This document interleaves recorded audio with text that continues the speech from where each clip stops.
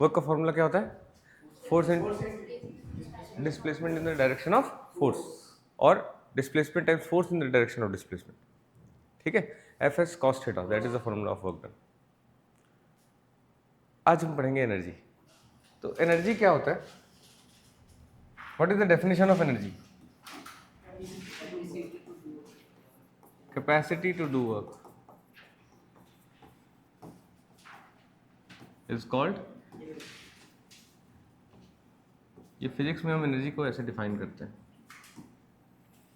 इसका मतलब पहले वर्क आया, उससे क्या आया? एनर्जी। कोई बात नहीं,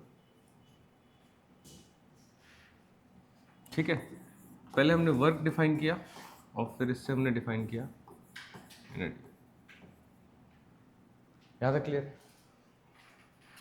कैसे करेंगे? तो एक specific type of work done को हमने देखा। सपोज कोई एक specific type of work done की बात करूँ अगर, तो कैसे समझेंगे इस चीज़ को? दैट एक ऑब्जेक्ट है ऑफ मास एम, तुम्हें दिख रहा है यहाँ से, इस पे मैंने फोर्स लगा दिया। अब ये ऑब्जेक्ट जिस सरफेस पे रखा हुआ है, it is a smooth surface. अभी पढ़ने पे ध्यान दो, बाद में कर लेंगे। स्मूथ सरफेस, ठीक है। अब इस स्मूथ सरफेस पे मैंने इस ब्लॉक पे फोर्स लगाया, क्या होगा? आगे जाएगा, ये ऑब्जेक्ट आगे जाएगा। फोर्स से क्या होता है? एक्सेलरेशन होता है। फोर्स का आउटपुट मोशन नहीं बोलेंगे हम, क्या बोलेंगे? एक्सेलरेशन, ठीक है। Force is equal to mass times acceleration, पढ़ा होगा हमने बचपन में, राइट? तो ये कितनी एक्सेलरेशन से आगे जाएगा? It will move forward with an acceleration of F by F. Can I say that?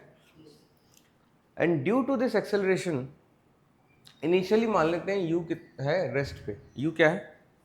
Initial velocity, ठीक है। इनिशियली मान लेते हैं वो रेस्ट पे है। अब इस आइसोलेटेड केस में जब मैंने देखा कि after applying force for certain amount of time,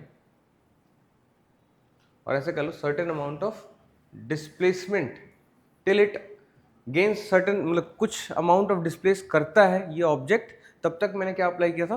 force. Clear है? तो by the time it gets displaced by a displacement of S, it will have gained certain velocity. Clear? अब इस स्टेट को अच्छे से देखो, this object at a velocity of v, ठीक है। क्या इसके पास कुछ एनर्जी है कि हम सेंस कर पा रहे हैं? बाय दिस डेफिनेशन, डेफिनेशन क्या कहता है? Capacity to do work. तो if there is a moving object, does that have capacity to do some work? Work मतलब force times displacement. Can it displace a body? Yes it can. एक moving object किसी other body को displace कर सकता है, तो it has some capacity to do work, and that capacity to do work is just by the virtue of the motion of the object. समझो इस चीज को। इस वक्त जो इसकी एनर्जी है, क्या है energy? Capacity to do work. इस वक्त जो इसकी कैपेसिटी टू डू वर्क है, वो it is just because it is moving, और किसी रीजन से है? और किसी भी रीजन से नहीं है। और क्या रीजन हो सकते हैं?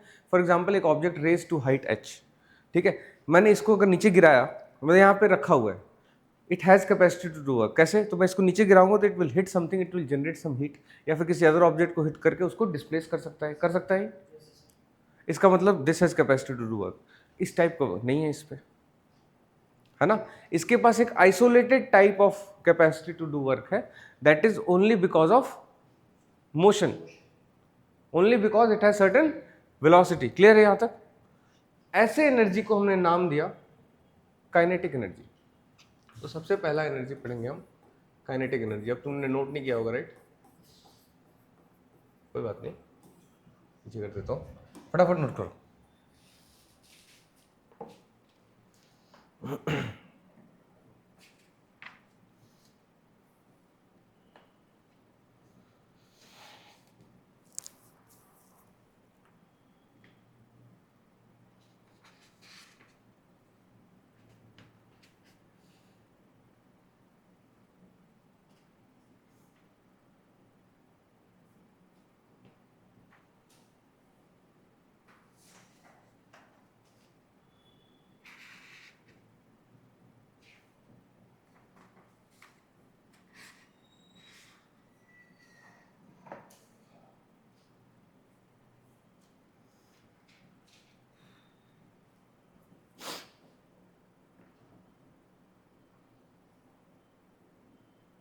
यहाँ तो सिर्फ मैंने डायग्राम बना के एक्सप्लेन कर दिया है, तुम लोग को समझ में आ जाएगा बाद में, फिर भूल जाएंगे कल पूछूंगा तो।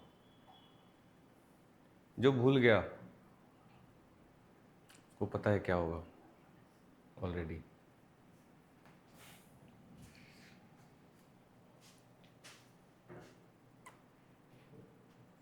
तुमने नोट कर लिया? मैंने क्या एक्सप्लेन किया, दैट एक आइसोलेटेड फॉर्म ऑफ एनर्जी मैंने ऑब्जर्व किया, that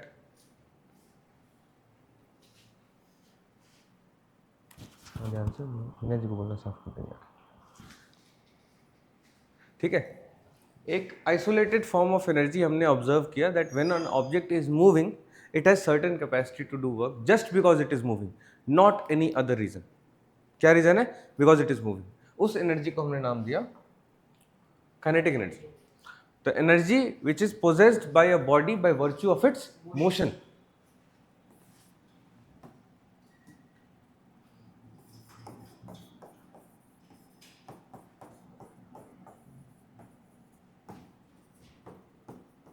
By a body by virtue of its motion. ठीक है।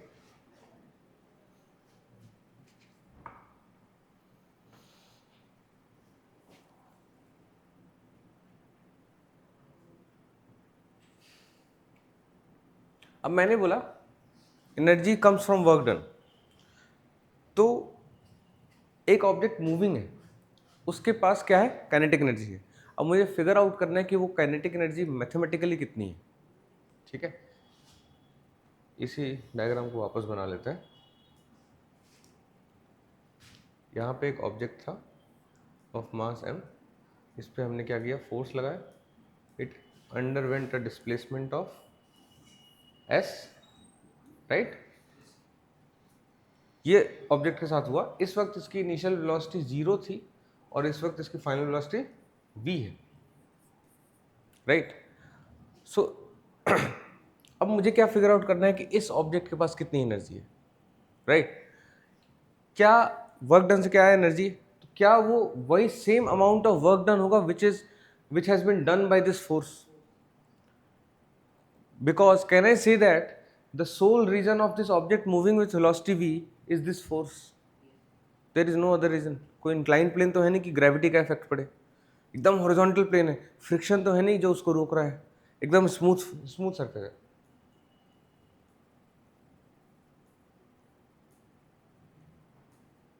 ठीक है, तो इस केस में जो वर्क डन होगा that must be the formula of kinetic energy for this specific case. जब मैं एक ऑब्जेक्ट को 0 से v पे लेके जा रहा हूँ with force F and it underwent a displacement S, तो वर्क डन का क्या फॉर्मूला होता है? F times displacement. यहाँ तक क्लियर है? ठीक है। अब डिस्प्लेसमेंट को कैसे करना है? तो F times v square minus u square upon 2a, S is equal to v square upon minus u square upon 2a। ये किसको याद है? इसको नहीं याद है? याद है? पिछले साल एक इक्वेशन ऑफ मोशन पढ़ा था 3, v is equal to u plus 80 पढ़ा था। उसका थर्ड इक्वेशन क्या था? एक पढ़ा था हमने v is equal to u plus 80, याद आ रहा है? ये तो याद आ रहा होगा। एक पढ़ा था हमने s is equal to u t plus 1/2 a t square, and एक पढ़ा था हमने v square is equal to u square plus 2as। ठीक है, यहां तक क्लियर? समझ में आ रहा है ये? हाँ जी। ये 3 इक्वेशन है, इसमें v क्या है? फाइनल वेलोसिटी u क्या है? a एक्सेलरेशन और s डिस्प्लेसमेंट। तो इस फॉर्मूले को जब मैं ट्विक करता हूं तो v squared minus u squared is equal to 2as। इस फॉर्मूले को जब मैं ट्विक करता हूं तो v square minus u square is equal to 2s, तो s is equal to v squared minus u squared upon 2। Clear है यहां तक? तो इसे यहां पुट कर देता हूं, v squared minus u squared upon 2a। मैंने बोला F इजिकल टू ma होता है। क्यों? क्योंकि न्यूटन ने बोला, ठीक है, Newton second law of motion says F is equal to ma। यहाँ इसका एक्सेलरेशन कितना था? F बाई m, ये अपना एक्सेलरेशन था, इसको इसमें पुट कर देता हूँ। So this becomes F times v squared minus u कितना है? इनिशियल वेलोसिटी कितनी है? 0। इसका मतलब पहले से उसके पास कोई एनर्जी नहीं थी बिकॉज ऑफ द मोशन। समझ में आ रहा है? V square minus 0 upon 2 times F by m. F से एफ कट गया, एम ऊपर चला गया, कितना बन गया ये? M we squared by 2। This is the formula of kinetic energy possessed by a body in motion with velocity v and mass m। Clear है यहाँ तक?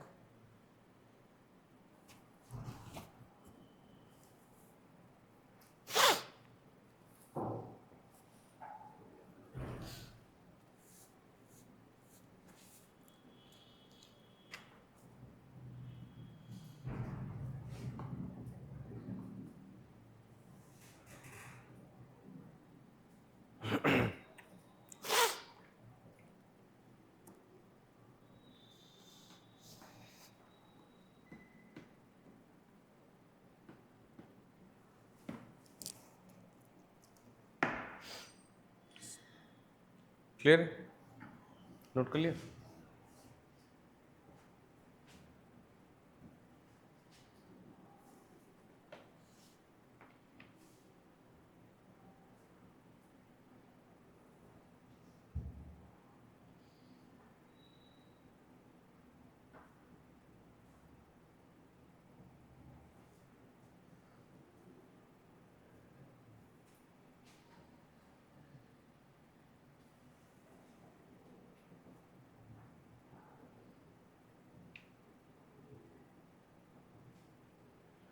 समझ में आया?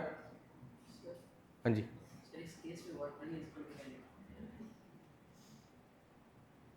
यस, बाय डेफिनेशन मैंने काइनेटिक एनर्जी को डिफाइन ही ऐसे किया। एनर्जी को कैसे डिफाइन करते हैं? Capacity to do work. तो वो जो वर्क किया काइनेटिक, जो एक आइसोलेटेड फॉर्म ऑफ एनर्जी में गया, कौन सा? Because of motion of the body.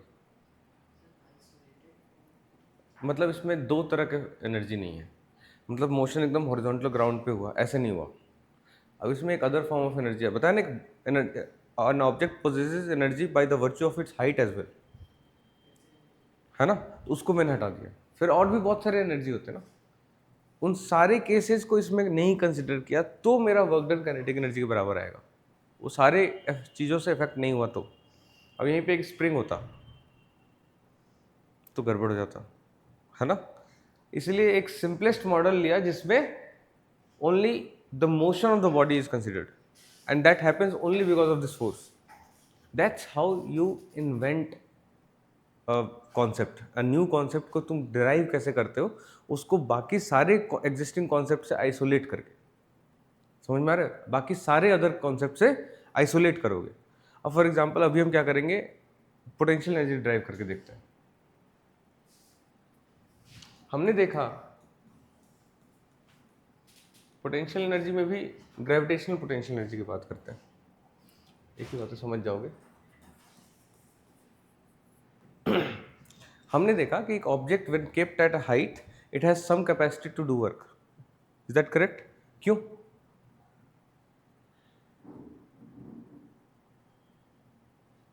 बोलो।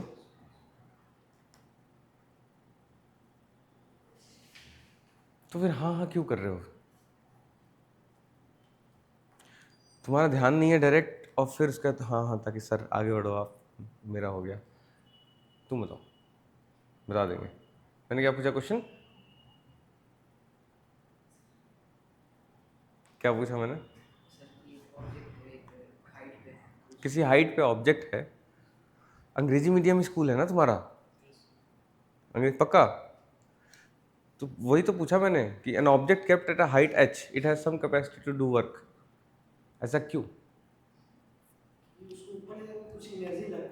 वो नहीं कह रहा मैं, आउटपुट जज करो इसका कि ये अगर नीचे गिरेगा वापस तो कुछ वर्क कर सकता है। It can displace a body, it can generate heat, it can do something which in physics we consider work. Clear है? अब समझ में आया कि मैंने एक ऑब्जेक्ट को हाइट पे रखा, it possesses some energy just because it is kept at that height, ना ये मूविंग है ना कुछ, just because it is kept at height. Here we are discussing gravitational potential energy की बात कर रहा हूं मैं पहले, और भी फॉर्म्स होते हैं।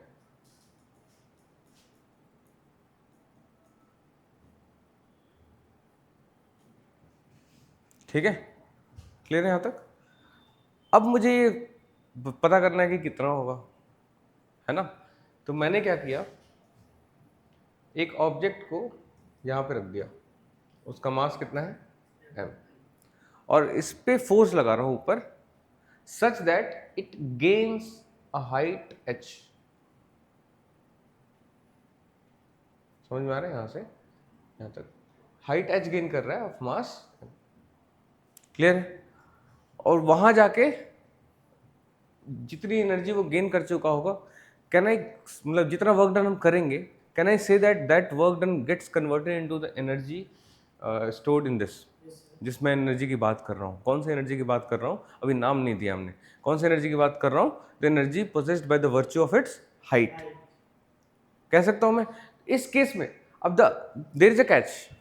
कैच ये है, इस रास्ते में अगर मैंने इसको थोड़ा सा भी एक्सेलरेट कर दिया, मतलब उसको वेलोसिटी दे दी, तो अभी जस्ट थोड़ी देर पहले पढ़ा था कौन सा एनर्जी? Kinetic energy.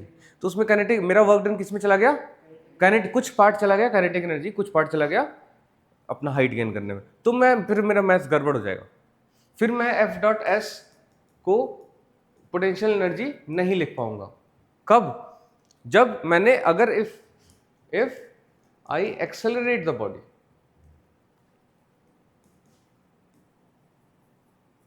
इसलिए पहले काइनेटिक एनर्जी कराया था। आया भी पहले काइनेटिक एनर्जी था, फिर पोटेंशियल एनर्जी डिफाइन हुआ था। ठीक है, काइनेटिक एनर्जी क्यों पहले किया? क्योंकि हमें पता है अब काइनेटिक एनर्जी का क्लियर है, object producing motion have some energy. ठीक है, अब मैं ऑब्जेक्ट को यहाँ से यहाँ लेके जा रहा हूँ। I am trying to calculate the amount of work done here, but in this process if I accelerate it even a bit, थोड़ा भी एक्सेलरेट कर दूं, तो मेरा जो ये है ये आइसोलेट नहीं हो पाया।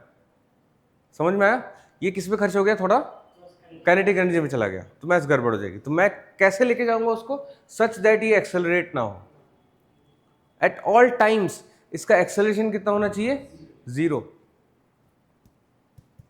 ठीक है, एट ऑल टाइम्स इसका एक्सेलरेशन 0 होना चाहिए। तो मैं इस पर कितना फोर्स लगाऊं? नीचे कितना फोर्स लग रहा है इस पे? mg लग रहा है। नीचे कितना फोर्स लग रहा है? mg। अब मुझे इसको ऊपर लेके जाना है और एक्सेलरेट नहीं करना है, तो मैं कितना फोर्स लगाऊंगा? बड़ा ट्रिकी क्वेश्चन है। ऊपर कैसे लेके जाऊंगा फिर? ऑब्जेक्ट रेस्ट पे है और उसको ऊपर लेके जाना है।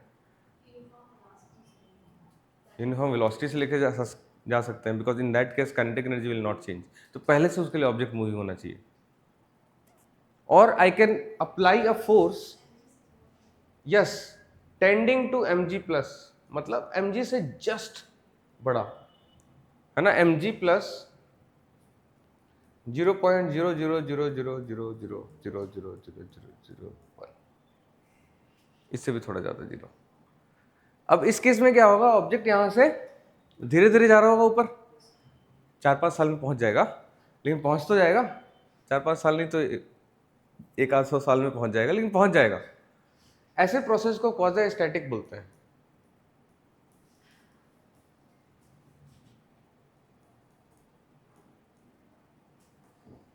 ठीक है, हमने क्या किया? एक ऑब्जेक्ट को धीरे धीरे लेके गया। अब this force is as good as mg, कह सकता हूं मैं। This force is as good as mg, कह सकता हूं। तो मैंने कितना ऊपर फोर्स अप्लाई किया? mg, कह सकता हूं मैं, क्योंकि ये एज गुड एज mg है। अब नाउ माई वर्क डन, जो वर्क डन किस में चला गया? ग्रेविटेशनल पोटेंशियल एनर्जी में चला गया। जीपी मतलब ग्रेविटेशनल पोटेंशियल एनर्जी। इसकी वैल्यू क्या होगी? Force times displacement. फोर्स कितना लगाया मैंने? mg, and displacement is h। Formula आ गया mgh।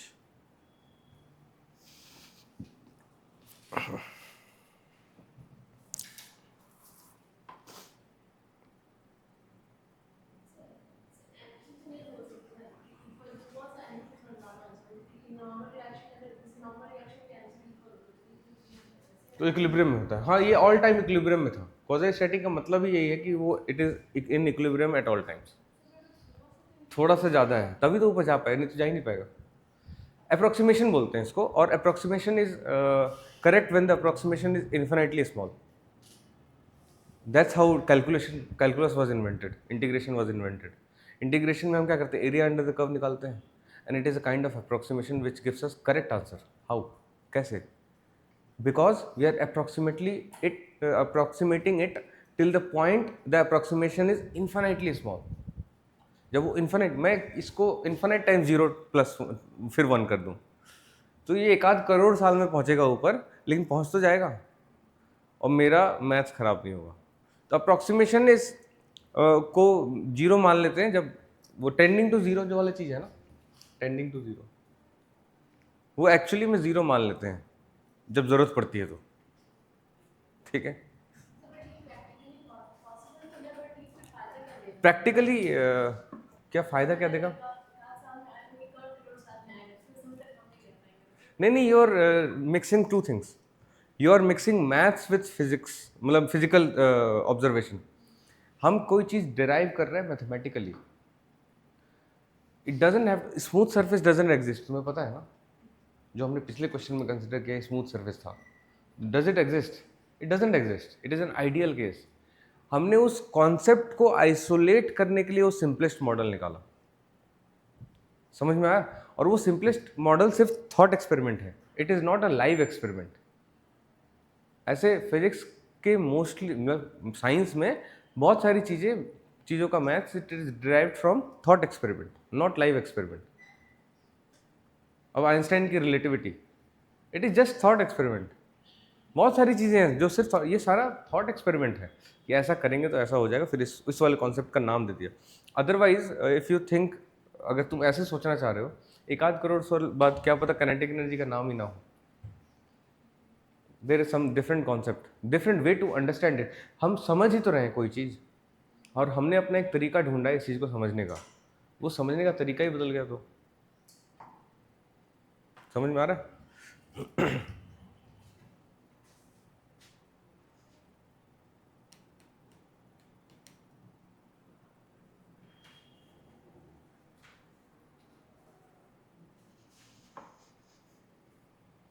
फटाफट नोट करो और याद कर लो हमेशा हमेशा के लिए।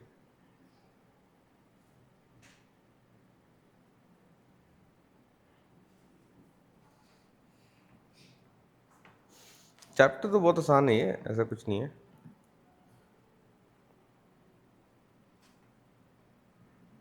क्वेश्चंस थोड़े हार्ड आ जाते हैं कभी कभी, नहीं?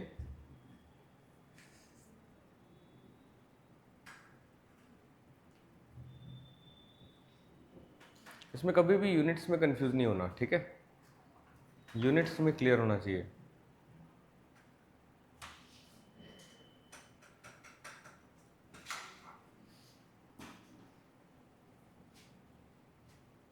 ये जो दोनों फॉर्म ऑफ एनर्जी हमने पढ़ा, एक है पोटेंशियल एनर्जी और एक दूसरा है kinetic energy. These are the energies possessed by a body by virtue of its state, motion और पोजीशन, राइट? ऐसे फॉर्म ऑफ एनर्जी को हम मैकेनिकल एनर्जी बोलते हैं। क्लियर है?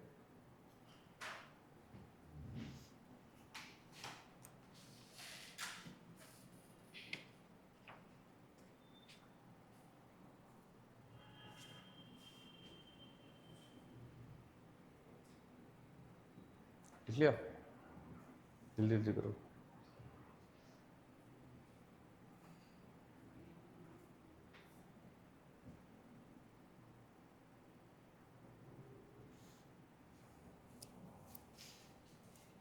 अब पोटेंशियल एनर्जी और टाइप्स के भी होते हैं। पोटेंशियल एनर्जी और भी टाइप्स के होते हैं। किस टाइप्स के होते हैं? फॉर एग्जांपल देखो, दो चीज़ें पढ़े हमने। काइनेटिक एनर्जी, ये by virtue of its motion, state of motion की बात करता है ये। Then there is potential energy, ये by virtue of its position, और एक दूसरा होता है orientation.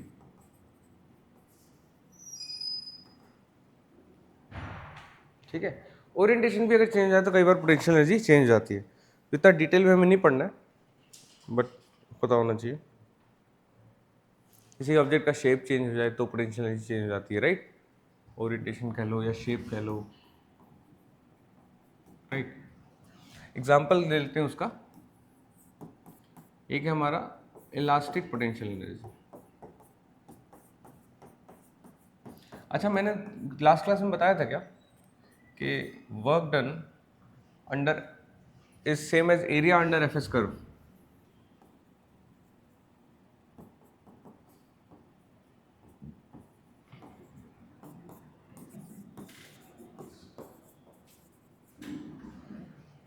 Work done is given by area under F S curve. तुम्हें भी नहीं याद है? तुम लोग को भी पूछ लेना चाहिए था, ऐसे ही छोड़ दिया। नहीं बताया था? वहाँ नहीं, यहीं वाली लास्ट क्लास। नहीं नहीं, वो नहीं, वो तो उस दिन नहीं, उस दिन तो पूछा था तुमसे, तुम्हें याद है? फिर भूल गए? ऐसे पूछा था फिर तो बताया, फिर भूल गए। Yes, variable force, good. जब F क्या है हमारा, वेरिएबल हो, तो area under F S curve will give me work done. याद कर लो इसको, गुस्सा दिला देते हैं बस, कुछ भी याद नहीं रहता तुम लोग को। जैसे मैंने बोला था कि अगर मान लेते फोर्स अगर ऐसा है, डिस्प्लेसमेंट इस साइड है, तो ये क्या हो जाएगा हमारा, वर्क डन। ये बताया था? अब याद आया? हाँ। तो इलास्टिक पोटेंशियल एनर्जी, चलो देखते हैं क्या होता है। इलास्टिक पोटेंशियल एनर्जी एक स्प्रिंग में होता है। एक स्प्रिंग है, स्प्रिंग ऐसा होता है, और इससे एक मास हमने कनेक्ट कर दिया और उसको एक स्मूथ सरफेस पर रख दिया। ना स्प्रिंग का यहाँ पे वो है, एंड यहाँ पे है, फिर स्प्रिंग से मास जो है ना इन कांटेक्ट है। अब मैं क्या कर रहा हूँ, इधर ध्यान देना सारे। अब मैं इस पर एक फोर्स लगा रहा हूँ, ठीक है। जब मैं फोर्स लगा रहा हूँ तो ये अपने पोजीशन से डिस्प्लेस होगा, मतलब एक्स डिस्प्लेसमेंट पोजीशन से होगा मान लेते हैं, तो इसकी न्यू पोजीशन बन जाएगी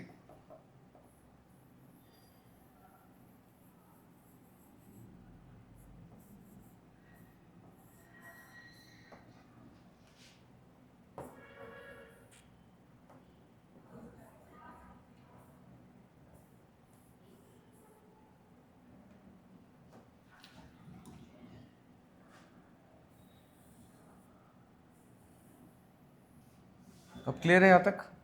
ये सेम मास है और ये अब इस पोजीशन पे आ चुका है। ये डिस्प्लेसमेंट जा चुका है कितना, एक्स डिस्प्लेसमेंट। ये इसका normal position of the spring है, और वहां से कितना डिस्प्लेसमेंट जा चुका है, एक्स। रिस्पॉन्स करते रहो, फिर जोन आउट हो जाओगे, फिर नहीं आ जाएगा, फिर मैं कुछ नहीं करूँगा, ठीक है। यहाँ तक थी ना, देख लिया। अब फिर ये डिस्प्लेस हुआ यहाँ पे एक्स पोजीशन से। अब मुझे फिगर आउट करना है कि इसमें कितनी एनर्जी स्टोर्ड हुई, और जो भी एनर्जी स्टोर्ड होगी इस केस में उसको क्या बोलेंगे हम, इलास्टिक पोटेंशियल एनर्जी कह सकता हूँ मैं। अब the idea of the spring is, spring को कभी देखा है, कभी टच किया है? तो देखा होगा कि पहले तो इजीली दब जाता है, थोड़े टाइम बाद वो देर से, मतलब ज़्यादा दम लगाना पड़ता है। इसका मतलब फोर्स इंक्रीजेज, जितना ज़्यादा उसको डिस्प्लेस करूंगा वो फोर्स कितना होता है, ज़्यादा। और उस फोर्स का फॉर्मूला होता है हाफ के एक्स, नहीं के एक्स। ये सब नोट कर लिया क्या? ये ऊपर वाला नोट कर लिया? हाफ के एक्स नहीं होता। किसने बोला कि हाफ के एक्स? अच्छा, एनर्जी बता दो सीधे, नहीं याद कर लिए। कैसे किया, इंटीग्रेशन से? हम बिना इंटीग्रेशन करेंगे, देखो अभी। अब देखो यहाँ पे मैंने क्या बोला कि स्प्रिंग है अपना, अब एक नॉर्मल स्प्रिंग है, ये कितना, अब एक नॉर्मल स्प्रिंग है, उसको ऐसे ही छोड़ रखा है मैंने, ठीक है। और इसको यहाँ पे मैंने टच किया, कितना फोर्स लगेगा मेरे हाथ पे, 0 लगेगा। नॉर्मल स्प्रिंग है, उसको डिस्प्ले, हाँ बस टच किया। अब जैसे ही इसको मैंने यहाँ पे डिस्प्लेस कर दिया अपनी जगह से, तो ये कैसा हो गया, ऐसे दब के एकदम कॉन्ट्रैक्ट सा हो गया, राइट। तो ये बाहर की तरफ फोर्स लगा रहा होगा। अगर मैंने x डिस्प्लेस किया तो मुझे ये समझ में आ रहा है कि वो फोर्स जो है वो प्रोपोर्शनल टू x होगा। जितना ज्यादा डिस्प्लेस करूंगा फोर्स बढ़ता जाएगा। क्लियर है, सबको समझ में आ रहा है। जितना ज्यादा डिस्प्लेस होगा फोर्स बढ़ता जाएगा। इसका मतलब दैट डिफॉर्मेशन और that displacement of the spring from its normal position, उस डिस्प्लेसमेंट के प्रोपोर्शनल होता है स्प्रिंग फोर्स। सो स्प्रिंग फोर्स को हम इस प्रोपोर्शनलिटी हटा देंगे तो kx लिखते हैं, in the direction opposite to the x, in the direction opposite to direction of x। समझ पा रहे हैं ये चीज, नहीं समझ रहा, बता। वही प्रोपोर्शनैलिटी कांस्टेंट, जैसे नहीं होता कि पढ़ा होगा ना कुछ भी, अगर मैथ्स में y प्रोपोर्शनैलिटी पढ़ा होगा लास्ट क्लास में, अगर प्रोपोर्शनल टू x है तो y is equal to k times x हो जाता है। क्लियर है। ऐसे यहाँ पे प्रोपोर्शनैलिटी कांस्टेंट है, उसका नाम जो है उसको बोलते हैं स्प्रिंग कांस्टेंट। और ये हर एक स्प्रिंग का अलग होता है। बहुत जो एकदम मोटा सा एकदम रगड़ सा स्प्रिंग होगा उसका के ज्यादा होगा, उसको थोड़ा भी डिस्प्लेस किया तो बहुत फोर्स लगाता होगा। एक हल्का जो तुम्हारे पेन का स्प्रिंग है उसको ऐसे दबा तो पूरे दब जाता है, तो उसका के छोटा होगा। क्लियर है, यहां तक नोट करो फटाफट, फिर आगे समझाता हूँ। कि मास पे नहीं डिपेंड करता, स्प्रिंग के स्ट्रक्चर पे डिपेंड करता है। किसी भी चीज़ पे हो सकता है पतला छोटा मास का भी स्प्रिंग हाईली मतलब ज़्यादा हो उसमें के।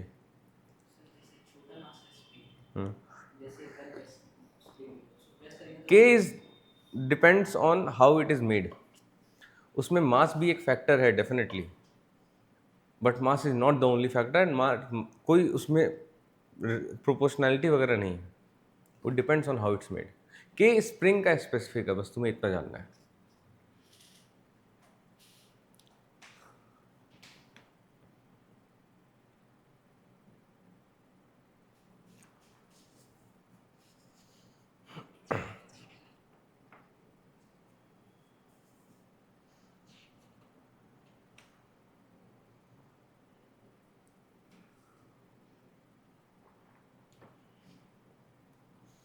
हमारी स्पीड तो अच्छी चल रही है, नहीं? आज ये चैप्टर हो जाएगा, इसके बाद फिर अगला चैप्टर अगली क्लास में हो जाएगा। ऐसे करते करते सिलेबस खत्म कर देना अपने को समर वेकेशन तक। हाँ हाँ, नहीं फर्स्ट टर्म का, उसका रिवाइज करेंगे।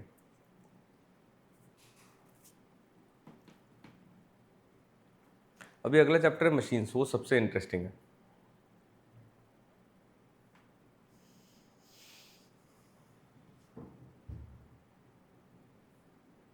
यहाँ तक लिख लिया?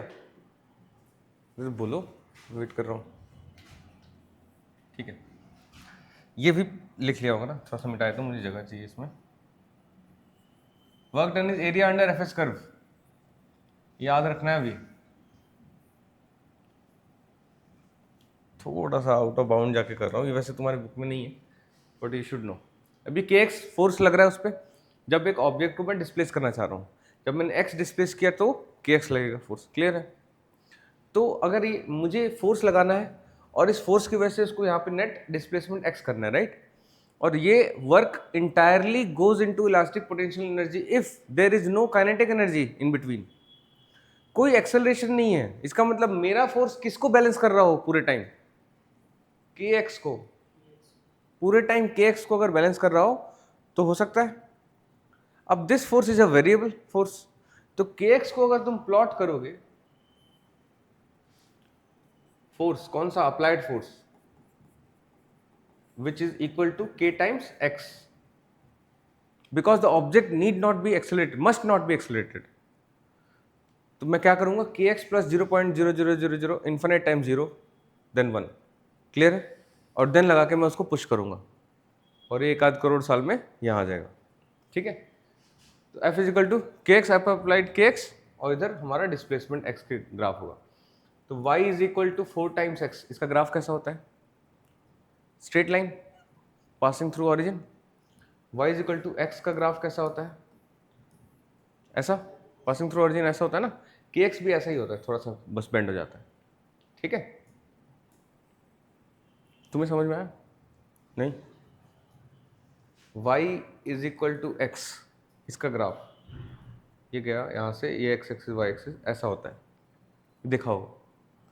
इतना तो पता होगा, ऐसा मत बोलो, तुम आईसीएससी के स्टूडेंट, पता होगा ना? नहीं पता तो बता दूंगा, बताऊं? बना लेंगे, नहीं बता देता हूँ। ये अपना y है और ये अपना x है, y is equal to x का ग्राफ बनाना है मुझे। इसका मतलब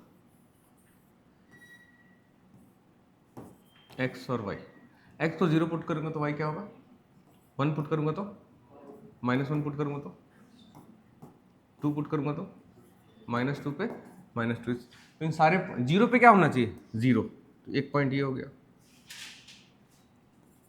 1 पे क्या होना चाहिए, 1, 2 पे 2, -1 पे -1 और -2 पे -2, इन सारे पॉइंट्स को मैंने प्लॉट कर दिया तो एक स्ट्रेट लाइन बन गया पासिंग थ्रू ओरिजिन।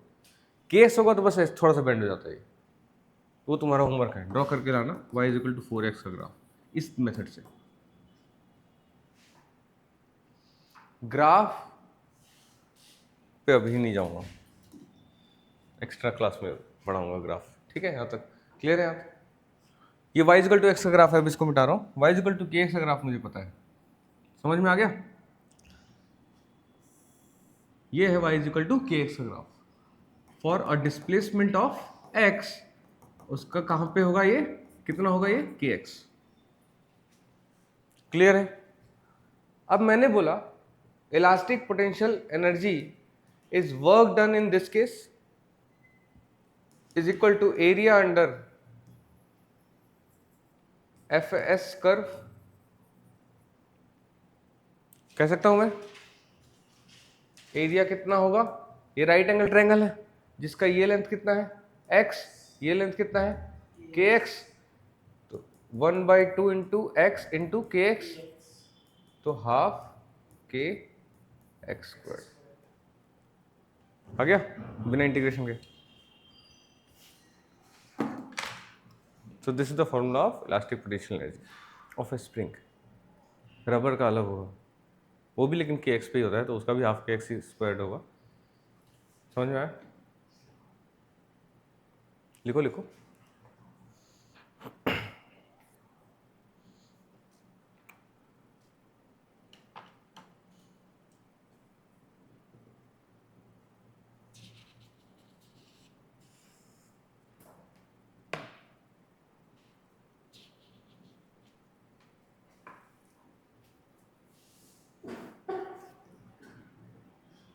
हो गया? गजब यार।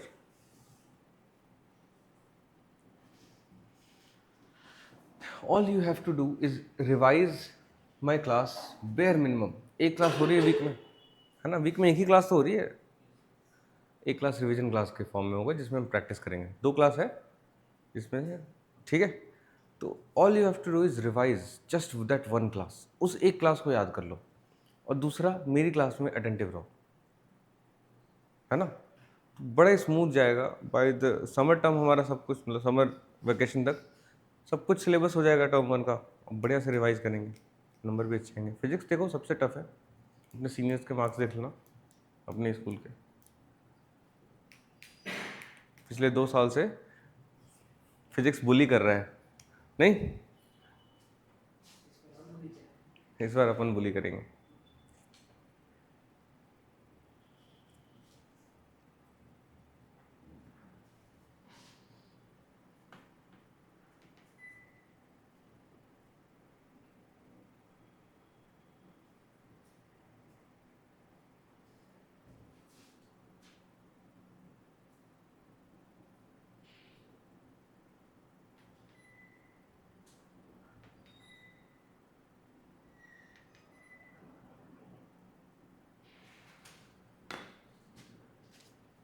यहाँ तक क्लियर सबको? करें आगे? एक है दे रखा है तुम्हारे बुक में, relationship between, find the mathematical relation between kinetic energy. अब काइनेटिक एनर्जी मैंने क्या बोला, किसकी वजह से होता है? मोशन की वजह से होता है, और मोशन की वजह से मोमेंटम भी होता है। तो काइनेटिक एनर्जी और momentum must be inter related. Momentum को किससे रिप्रेजेंट करते हैं? और ये मत बोलना नहीं याद है तुम्हें, ये होता है पी। काइनेटिक एनर्जी को किससे रिप्रेजेंट करते हैं? के। तो फाइंड के और पी का रिलेशन, मतलब ये पता करना है। जस्ट मैथमेटिकल ट्वीक है ना, आसान है, बहुत आसान है। ऑफ मास m, ठीक है। हमें पता है k is equal to 1/2 m v squared, p is equal to m v।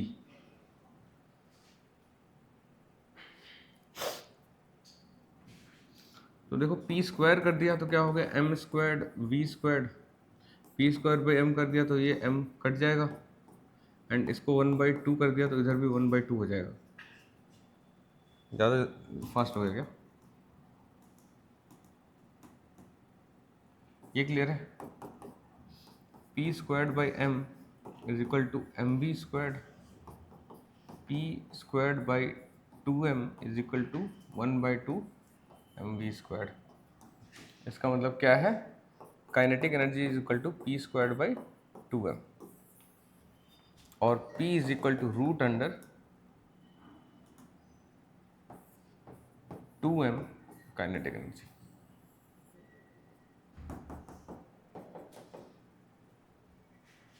आसान है, समझ में आया ये? पक्का? तो बोलो।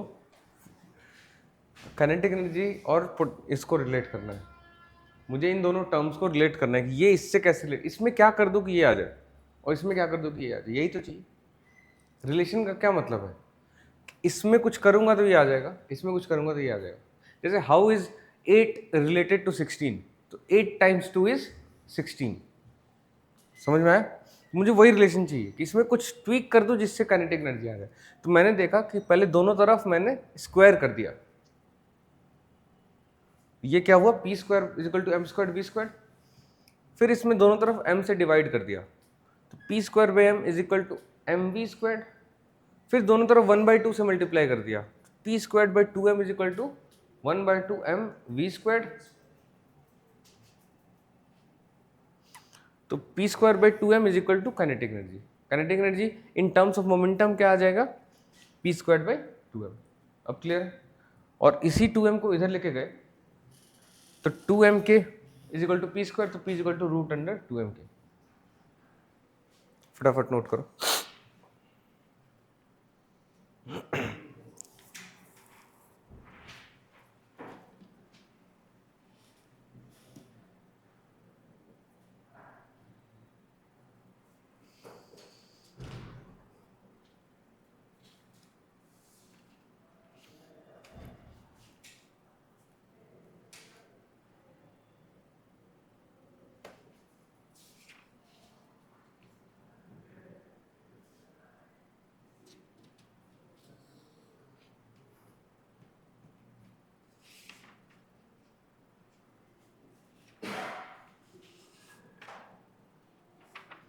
एनर्जी में 2-3 चीज़ें होती हैं कि जैसे, सबको क्लियर है? बहुत ही शांत क्लास है यार, तुम लोग आईसीएसई के बहुत शांत बच्चे पढ़ते हैं क्या वहाँ पे? नहीं, क्लास 9th भी तुम लोग की बहुत शांत है इस बार, कुछ नहीं बोलती है, पूरी क्लास शांत शांत निकल जाती है। गुड। तो कुछ बता रहा था मैं, यस। एनर्जी से हम क्या करते हैं? एनर्जी से हम क्या करते हैं? नहीं, क्वेश्चन सॉल्व करते हैं। तो क्वेश्चन क्या होता है कि क्वेश्चन में क्या होता है कि अब जब कोई एनर्जी कभी गेन होगा, कोई एनर्जी कभी लॉस होगा, लेकिन हमने एक रूल पढ़ा है, the law of the universe, that energy of the universe is constant, है ना? तो there is conservation of energy for any isolated system. क्या होता है? कंजर्वेशन ऑफ एनर्जी होता है for an isolated system, energy is always conserved. अब ये किसके लिए कर रहा हूं मैं? आइसोलेटेड सिस्टम के लिए कर रहा हूं। तो आइसोलेटेड सिस्टम में मैं क्या अप्लाई करूंगा? Energy conservation. आइसोलेटेड सिस्टम का क्या मतलब हुआ? उस सिस्टम को कोई नहीं छू रहा, मतलब उस सिस्टम पे एक्सटर्नल वर्क डन कोई नहीं। क्लियर है? फॉर एग्जांपल एक ऑब्जेक्ट यहां से गिर रहा है, गिर रहा है। अच्छा, जब एक ऑब्जेक्ट हाइट h से गिरता है, मान लेते हैं इस हाइट h से एक ऑब्जेक्ट है जिसका मास m होगा, और वो हाइट h से जब यहां गिरता है, इसकी कुछ फाइनल वेलोसिटी होती है क्या? उस वेलोसिटी का फॉर्मूला क्या है?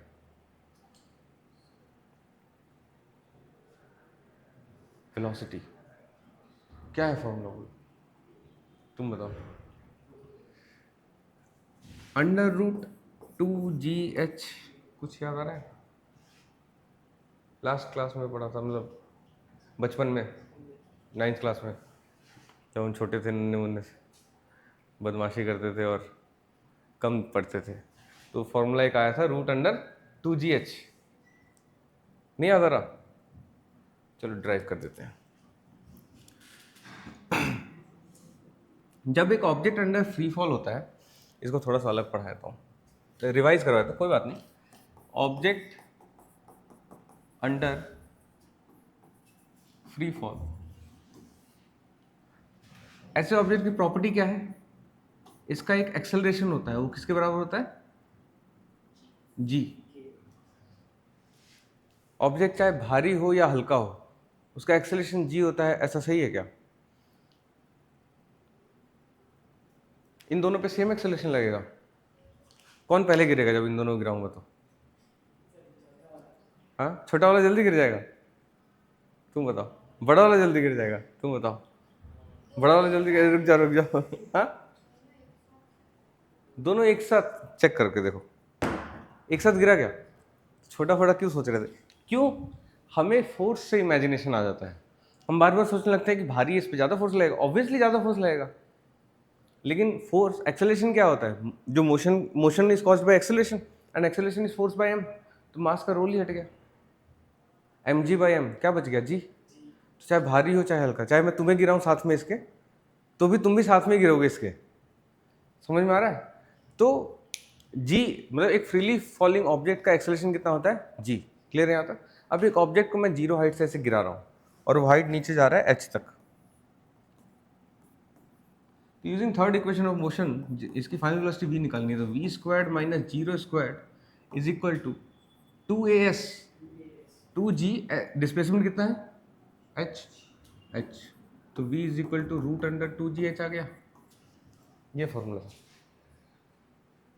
याद आ रहा है? तो यही था, ये जो आया था। क्लियर है? अब ये जो ऑब्जेक्ट है जो नीचे गिर रहा है, इधर ध्यान दो, ऑब्जेक्ट है जो नीचे गिर रहा है, जब वो h हाइट से डिस्प्लेस हो रहा है नीचे, उसकी फाइनल वेलोसिटी आती है √2gh। अब इसको हम एनर्जी कंजर्वेशन की तरह थोड़ा, अच्छा ये ऑब्जेक्ट जो नीचे गिर रहा है, क्या वो आइसोलेटेड सिस्टम है? आइसोलेटेड सिस्टम है ना, उस पर हम उस पर कुछ कर नहीं रहे, हम कोई वर्क अप्लाई नहीं कर रहे हैं, ठीक है? हाँ जी। आइसोलेटेड सिस्टम का मतलब यह है कि हम उस पर कोई एक्सटर्नल वर्क नहीं अप्लाई कर रहे हैं। There is no transfer of work done और energy from the system to the environment. नहीं समझ में आया? फॉर एग्जाम्पल इसी ऑब्जेक्ट पे मैं एक एक्सटर्नल फोर्स F एक्सटर्नल लगा दूं, so this is not isolated now. अब मुझे F एक्सटर्नल को अकाउंट करना पड़ेगा। समझ में आ रहा है? तो वैसे केसेस के लिए हम अप्लाई करते हैं वर्क एनर्जी थ्योरम। जब उसको छोड़ दिया आपस में, तो अपनी एनर्जी को सर्कुलेट कर रहा है वो, उसके पास कुछ पोटेंशियल एनर्जी थी और नीचे गया तो क्या बन गई? काइनेटिक एनर्जी, है ना? उसको किसी ने छेड़ा नहीं। हमने दो एनर्जी पढ़ा अभी तक। अभी समझ में आया कि आइसोलेटेड सिस्टम का मतलब क्या है? कि कोई उस पर एक्सटर्नल इन्फ्लुएंस नहीं हो। अभी क्लियर है? ग्रेविटी इज कंसिडर्ड इन उसको मैंने छोड़ रखा है, मैंने कुछ फोर्स अप्लाई नहीं किया, ग्रेविटी को सिस्टम का पार्ट मान रहा हूँ, है ना। उस पर वो it is under the influence of gravity ना। ग्रेविटी एक ही दो सिस्टम एक्चुअली में एनर्जी, अब तुम बहुत डीप में जाएंगे तो एनर्जी ड्यू टू ग्रेविटी वो फिर F M G m1 m2/r उससे करना पड़ेगा। तो ग्रेविटी के इन्फ्लुएंस में हो रही है सारी चीज़ें। Actually gravity is a conservative force, और कंजर्वेटिव फोर्स का फील्ड होता है, तो फील्ड वहाँ पे है ना जहाँ पे वो गिर रहा है, और फील्ड के इन्फ्लुएंस में सारी चीज़ें हो रही हैं, है ना। तो उस हाँ वो लगेगा, वो कंसिडर करेंगे तो आ जाएगा। अब थ्रस्ट जो होता है ना, that is proportional to K root V minus में, sometimes it is K root V और sometimes it is minus K times V. तो फिर इसको फिर M G minus K V is equal to M D V by D T वाला फिर integrate करके कर देते हैं। क्लियर है? ये नहीं पढ़ना है तुमको। हाँ जी, yes yes, every physics case is an ideal condition, every question that you do is an ideal condition, it does not exist in real life, it is very close to real life situation। जो physics हम करते हैं, जो physics हम पढ़ते हैं till class 12th specially, वो that is very close to what you see around yourself, but उसका एक बहुत आइसोलेटेड सा वर्जन लेके पढ़ते हैं ताकि हम उसकी मैथ समझ पाएँ। जब रियल लाइफ फॉर एग्जांपल जो हम पढ़ेंगे, अब जैसे एरोप्लेन क्यों उड़ता है, एरोप्लेन क्यों उड़ता है? क्योंकि उसके पंख होते हैं? नहीं, तो क्यों उड़ता है? क्योंकि जब वो स्पीड में चलता है, तो जैसे मान लेते हैं एक एरोप्लेन, रोटेशन के इक्विवेलेंट से। अच्छा, कहाँ पढ़ रहे हैं, है ना। मान लेते हैं ऐसा कुछ प्लेन है, ऐसा होता है ना, ऐसा ही होता है। अच्छा नहीं बना गया? हाँ तो बस फिर तो हंस क्यों रहे हो? अब देखो, अब देखो यहाँ पे, अब जब हवा एक ऊपर से जाती है v1 स्पीड से और यहाँ पे नीचे से जाती है v2 स्पीड से, इन दोनों स्पीड का डिफरेंस होता है, there is a difference of speed because of the design of this. इन दोनों स्पीड के डिफरेंस की वजह से there is an upthrust created, है ना। बर्नौली क्वेश्चन आएगा आगे जाके, लिक्विड पढ़ोगे बहुत ज़्यादा अलग चीज़ है। तो देयर इज अपथ्रस्ट, समझ में आ रहा है? अब हमने इसको पढ़ लिया, ये 12th में पढ़ लेते हैं, लेकिन एक्चुअली में जब जाओगे करने तो उसमें हजार अलग चीज़ें होंगी जो तुम कंसिडर करते हो। तो actual design is much much much more complicated, उसकी प्रॉपर इंजीनियरिंग ही अलग होती है, एरोस्पेस इंजीनियरिंग। समझ में आ रहा है? तो जो भी तुम चीज़ें कंसिडर कर रहे हो, जो भी सिचुएशंस तुम पढ़ रहे हो, those are just simple version of what happens around you, simplest version, ताकि तुम उसका मैथ्स कैलकुलेट कर पाओ। ठीक है? अब एक ऑब्जेक्ट अंडर फ्री फॉल है, यहाँ तक हो गया? हाँ तो कुछ बता रहा था मैं। तो this N isolated system inside gravitational field of earth, जो कि ऊपर से नीचे गिर रहा है। ठीक है? तो क्या मैं कह सकता हूँ there will be conservation of energy throughout there will be conservation of energy, कह सकता हूँ मैं, है ना? नहीं कह सकता हूँ? समझ में आया क्या बोलना चाह रहा हूँ मैं? इस पूरे मोशन में उसका नेट एनर्जी हमेशा क्या होगा? कांस्टेंट होगा। उस नेट एनर्जी को बोलते हैं टोटल मैकेनिकल एनर्जी।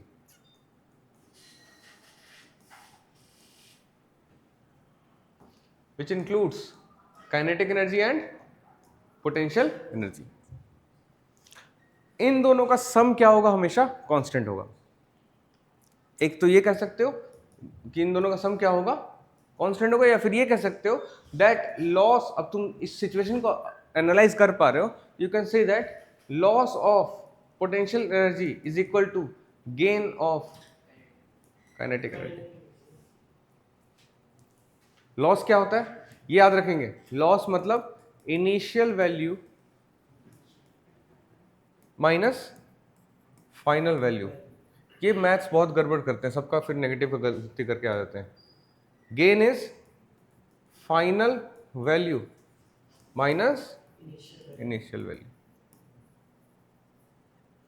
और चेंज क्या होता है? Change is final minus initial.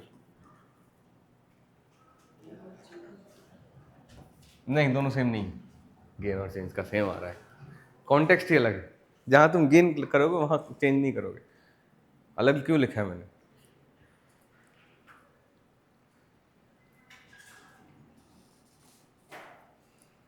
तुम्हारी क्लास कितने बजे तक है?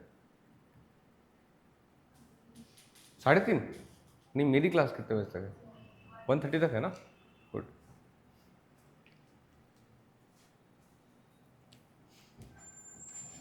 तो loss of potential energy, loss मतलब initial value minus final value. तो initial value minus final value, तो इनिशियल क्या है? mgh, ये नहीं दिख रहा होगा ना?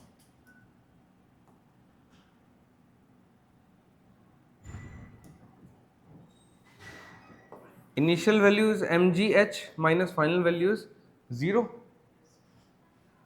इनिशियल वैल्यू यहाँ पे पोटेंशियल एनर्जी कितनी है? इनिशियल वैल्यू पोटेंशियल एनर्जी की बोलो, है? पोटेंशियल एनर्जी का फॉर्मूला क्या है? बोलो,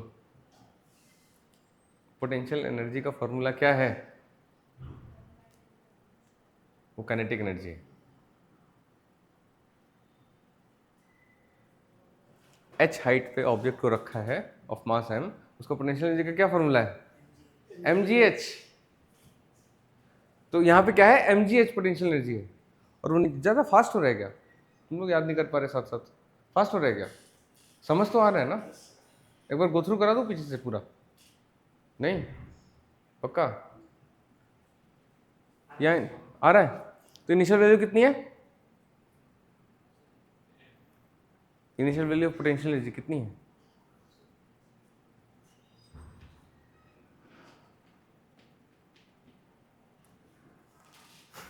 इनिशियल वैल्यू इज mgh और फाइनल वैल्यू इज 0। तुम ऐसे क्यों हमेशा बोल देते हो कि जैसे आ रहा है फिर नहीं आ रहा होता है? अपने आप से ऑनेस्ट नहीं हो। समझ में आ रहा है? इसको बोलते हैं ऑब्लिवियस। ऑब्लिवियस मतलब पता है? तुम लोग तो ऐसे ऐसे स्टूडेंट हो, अंग्रेजी तो अच्छी होती है। ऑब्लिवियस मतलब क्या होता है बताओ? पता ही नहीं है कि नहीं पता, है ना? You don't know the real, your real self. mgh minus 0, ये क्या है? Initial loss of potential energy होगा। गेन इन काइनेटिक एनर्जी कितना होता है? कितना हो गया? यहाँ पे काइनेटिक एनर्जी रेस्ट पे है, कितना होगा? 0। और यहाँ पे काइनेटिक एनर्जी कितनी होगी? 1/2mv²। समझ में आ रहा है? तो गेन क्या होता है? फाइनल माइनस इनिशियल, तो 1/2mv² माइनस 0, 0 0 हटा दो, तो mgh is equal to 1/2mv² होगा। सबका आ रहा है इतना? m से m कट गया, 2 इधर चला जाएगा, तो v² is equal to 2gh हो गया, और v is equal to root under 2gh आ गया। वही सेम मैजिक।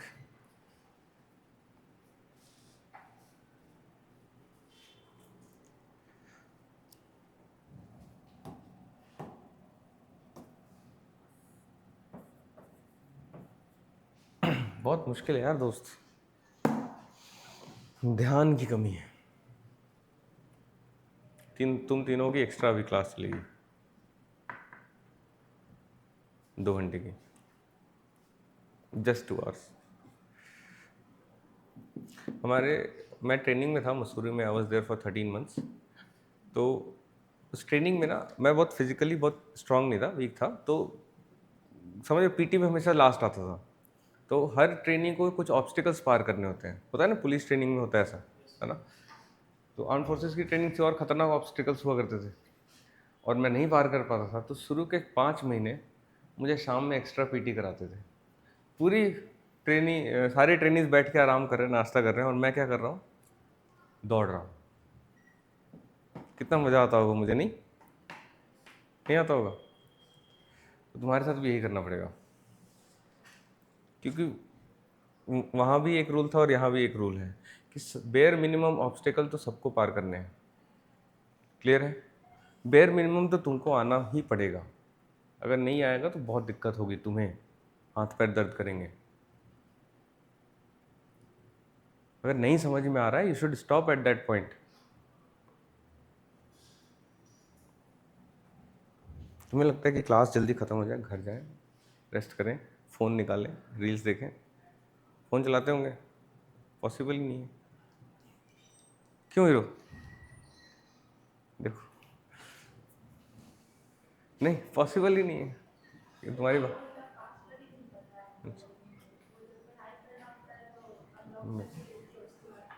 तो बहुत अच्छी चीज़ है।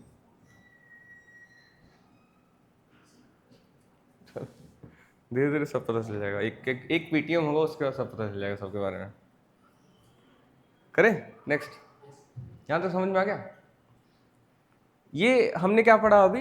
कंजर्वेशन ऑफ एनर्जी वाला कॉन्सेप्ट। तो हम for isolated system energy is always conserved, इसका मतलब सम टोटल ऑफ, जल्दी लिखो, स्लो स्लो,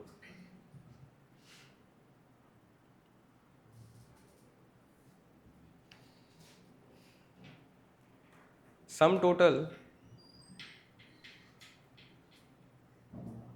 समझ में आ गया यहाँ तक? थोड़ा थोड़ा।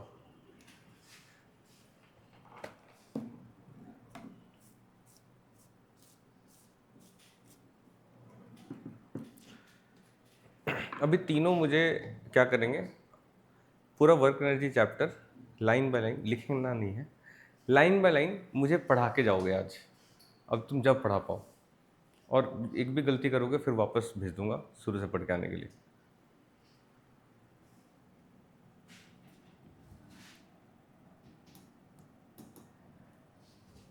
Sum total, I have multiple types of arrangements like this, ये दूसरा है, अगला अगली बार दिखाऊंगा।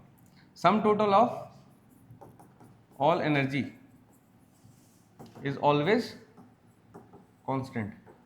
इस केस में हम किसकी बात कर रहे हैं? Total mechanical energy.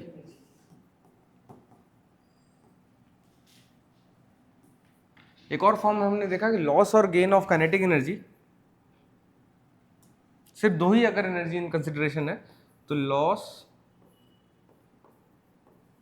Gain of kinetic energy will be equal to gain और लॉस ऑफ काइनेटिक एनर्जी। उल्टा कर दिया, इसका लॉस होगा तो उसका गेन होगा, इसका गेन होगा तो उसका लॉस होगा। समझ में आया? नहीं समझ में आया? अच्छा वो, यस, वो तो मैं चेक कर रहा था तुम लोगों को।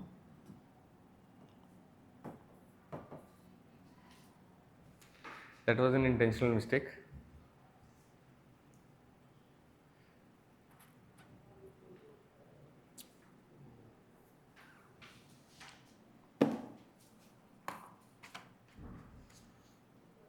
मुझे इस बार 6 लोगों से फिजिक्स में 100 आउट ऑफ 100 चाहिए।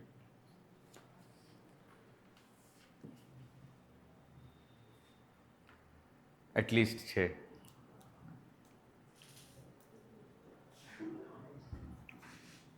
उस हिसाब से पढ़ लेना, ठीक है? अपने में डिसाइड कर लेना कि वो 6 कौन होंगे।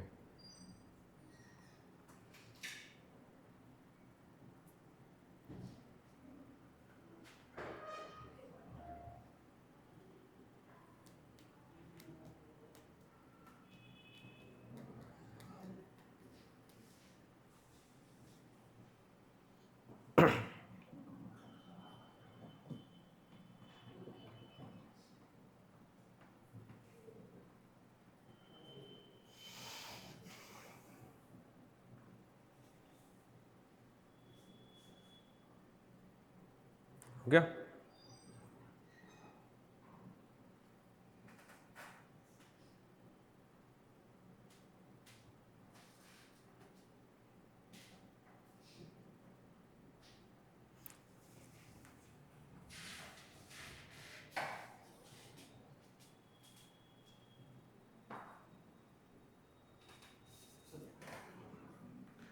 फूल बना रहे।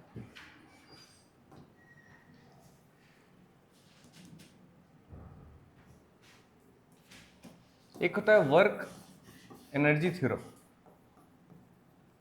12th में जब, मतलब 11th में जब इसको पढ़ाता हूँ तो मैं इसका अपना नाम रखा है मैंने, एकदम इंटेलिजेंट नाम है, वर्क काइनेटिक एनर्जी थ्योरम, ठीक है? क्योंकि इसमें जो ये थ्योरम ये कहता है, what ever work is applied on an object, ये ऐसे समझ लो कि ये उसके पहले आया था, before development of potential energy, मान के चलते हैं, पता नहीं ऐसा हुआ होगा नहीं, बस याद करने के लिए कि पोटेंशियल एनर्जी अब हमें नहीं पता, तो अभी हमारे लिए सारे फोर्सेज हैं, एम जी भी अलग एक्सटर्नल फोर्स है, सब कुछ एक्सटर्नल फोर्स है, तो net work done by all the forces is always equal to change in kinetic energy of the body. Net work done by all forces, all forces includes, ये क्या हुआ, forces which includes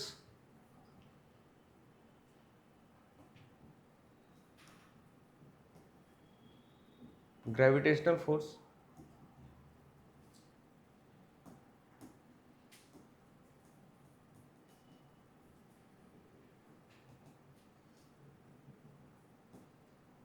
spring force, या फिर मैं field includes field forces लिख दूं तो समझ जाओगे। फील्ड क्या होता है,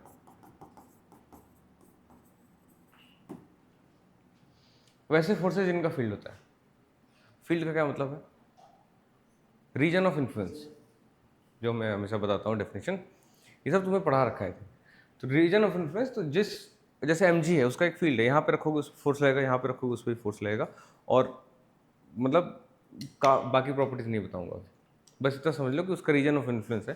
तो फील्ड फोर्सेज भी इंक्लूड कर लो। ये क्या होता है, it is change in kinetic energy of the body. इसका डेरिवेशन वही है जो काइनेटिक एनर्जी का डेरिवेशन है। वैसे केसेस में क्या करते हैं हम,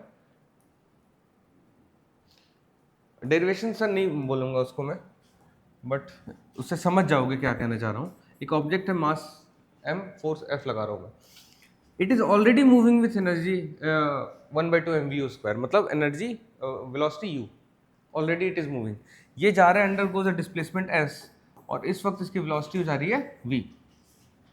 क्लियर है। तो वही वाला तरीका, जो वर्क डन क्या है, फोर्स टाइम्स डिस्प्लेसमेंट, तो force times displacement is v² minus u² is equal to, this is work done by 2a, a is f by m। समझ में आया सबको ये? तुम साथ साथ मत लिखो, पहले समझो, ठीक है। ये सब बचने के तरीके हैं, पता है मुझे। f टाइम्स, अच्छा f कट गया, f गायब हो गया, मैं भी तो स्टूडेंट था, मुझे अच्छे से याद है मैं कैसे था।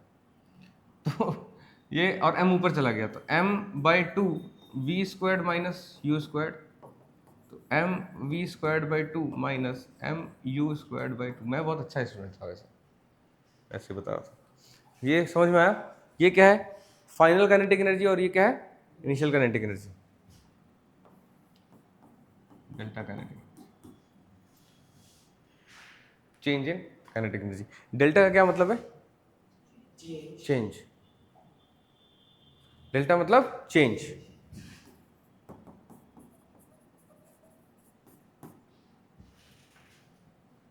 लिखो फटाफट।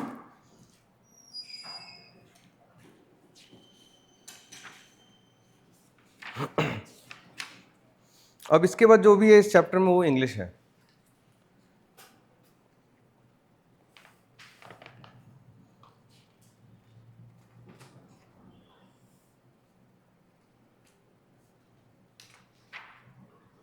But we will discuss that, कोई बात नहीं, बोर्ड्स है। एक काम मैं सिर्फ 10th क्लास में करता हूँ, बाकी क्लास को टास्क देता हूँ, इंग्लिश पढ़ के आ जाना, इंग्लिश और फिजिक्स।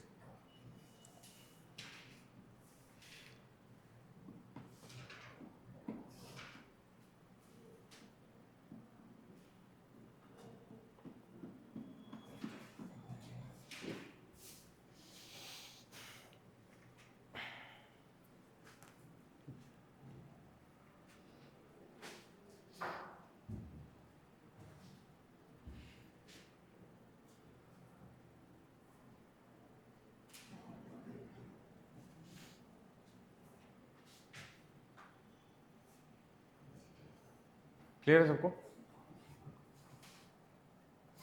अब एक तुम्हारा होमवर्क है जो हम अगली क्लास में यहीं से स्टार्ट करेंगे। एक ग्राफ बनाना है तुम्हें काइनेटिक एनर्जी का विथ हाइट h। एक काम करो, काइनेटिक एनर्जी नहीं, पोटेंशियल एनर्जी का with height h for an object thrown with velocity u मान लेते हैं, और वो h मैक्सिमम हाइट तक जाता है।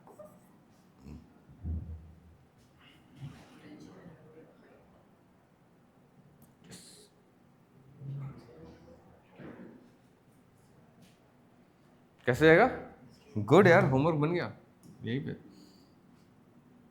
ऐसा जाएगा, सबका ऐसे आ रहा है mgh। अब इसी पे काइनेटिक एनर्जी बना दो। कैसा, क्यों ऐसा? Yes, that comes from principle of conservation of energy. ठीक है, गुड। ये अगली क्लास में मैं डिटेल में समझाऊंगा ऐसा क्या होता है। This is potential energy. तेज हो यार तुम लोग, ये एनर्जी कर देता हूँ इधर, और ये कौन सा एनर्जी है?